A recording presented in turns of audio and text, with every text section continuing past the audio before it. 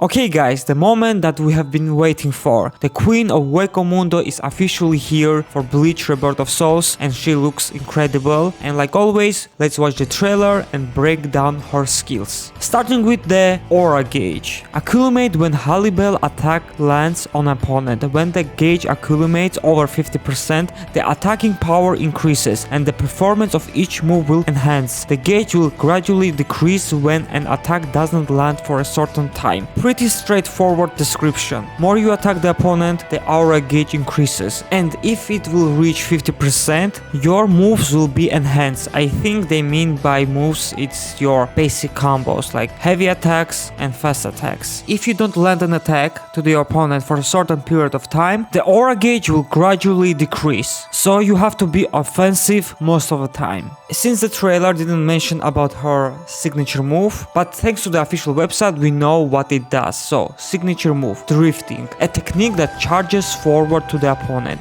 It has a long distance than a step, making it easier to close the distance. The technique itself doesn't have any offensive ability, but additional input during the charge can be used to branch out into the corresponding technique. So her signature move is just a dash in order to close the gap between you and the opponent. But at the same time they mention present additional input. The input for signature move or for other attacks, for example heavy or fast attack.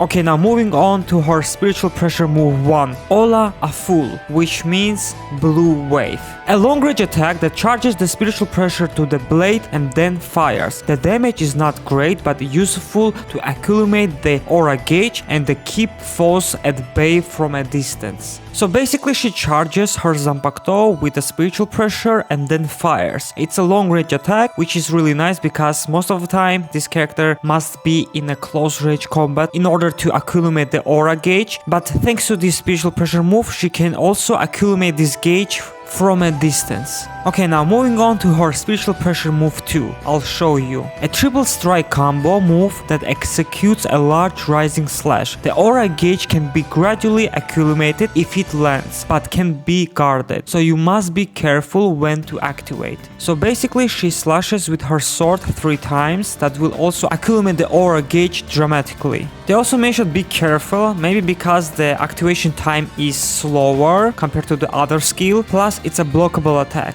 Okay, now the most interesting part, Awakening. Halibel's performance is enhanced by releasing Tiburon with Resurrection. By the way, Tiburon means shark. By increasing attack performance, it will be easier to push through the opponent. Also, Halibel's weapon will change from dagger to a long sword and the reach will extend, making the option extend to mid-range. So her Resurrection gives her an attack boost, nothing special, all characters have this boost, but also her weapon changes from close range to a mid-range attack, which is really nice because she must always be in an offensive mode to gain this boost from aura gauge. And like always they are teasing her Kinon moves through ultimate. I think one of them must be the waterfall. It's a technique that she used against Toshiro. And lastly, her character outro, Tier Halibel, characterized by overwhelming, unrelenting attacks that will leave the opponents no time to rest. And that's all for the character trailer, and honestly I was expecting a little bit different from her and a little bit more, to be honest with you. Like her aura gauge is good, but I thought